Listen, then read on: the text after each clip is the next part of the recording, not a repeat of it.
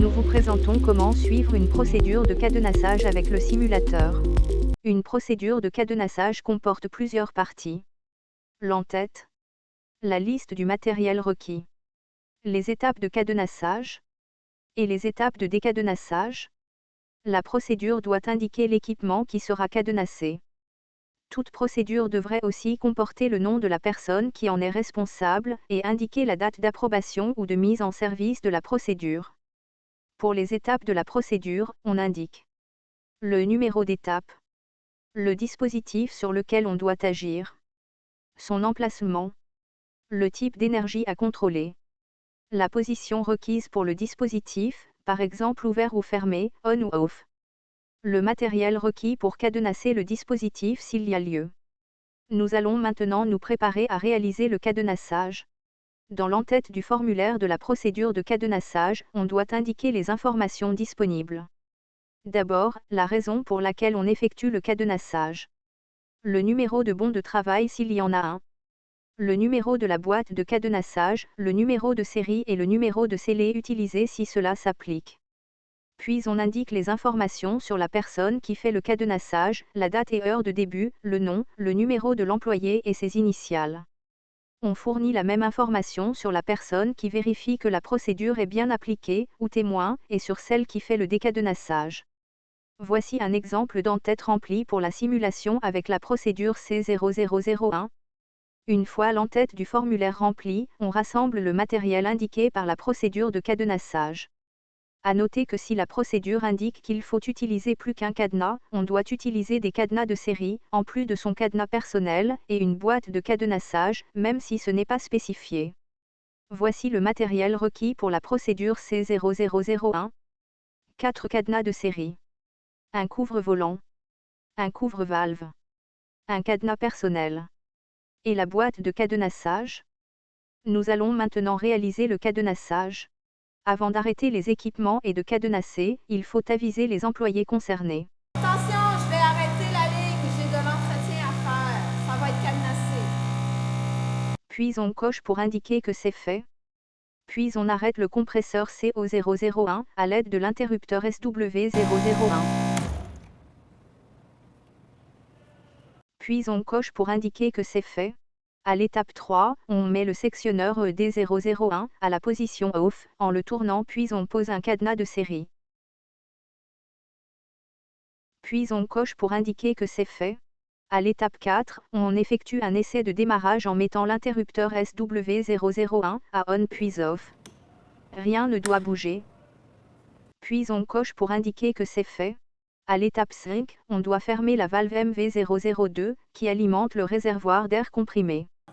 Comme c'est une valve verrouillable, on peut poser un cadenas de série sur le système de blocage.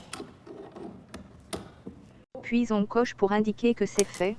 À l'étape 6, on doit fermer la valve MV003, qui contourne le réservoir d'air comprimé. Comme cette valve n'est pas verrouillable, on doit poser le couvre-valve, pour ensuite poser le cadenas de série.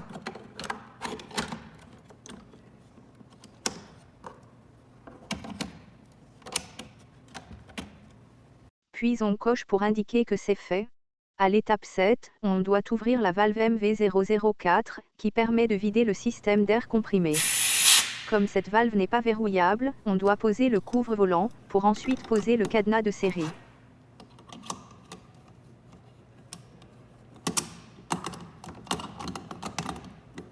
Puis on coche pour indiquer que c'est fait. À l'étape 8, on vérifie que l'indicateur de pression PG001 indique 0 PSI. Puis on coche pour indiquer que c'est fait. Après l'étape 8, on doit encore cadenasser la clé de série avec notre cadenas personnel.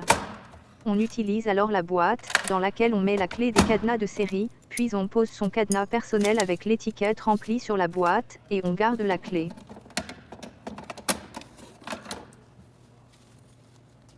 Ceci complète la procédure de cadenassage. Une fois l'entretien, la réparation ou l'inspection terminée, nous pouvons procéder aux étapes de décadenassage. Avant de décadenasser, il faut ranger le matériel, s'assurer qu'il n'y a personne dans la zone dangereuse. Les dispositifs de sécurité doivent être en place. Puis on coche pour indiquer que c'est fait. Pour débuter le décadenassage, on doit enlever le couvre-volant de la valve du drain MV004. Mais la clé des cadenas de série se trouve dans la boîte. On ouvre donc la boîte avec la clé du cadenas personnel. On récupère la clé de série. On déverrouille le cadenas de série. Puis on retire le couvre-volant. Enfin, on doit refermer la valve en tournant le volant. Puis on coche pour indiquer que c'est fait. À l'étape suivante, on libère la valve MV003. Après avoir déverrouillé le cadenas de série, on le retire. Puis on retire les deux parties du couvre-valve. La valve doit rester en position fermée. Puis on coche pour indiquer que c'est fait. À l'étape suivante, on libère la valve MV002. Il suffit de déverrouiller et enlever le cadenas de série.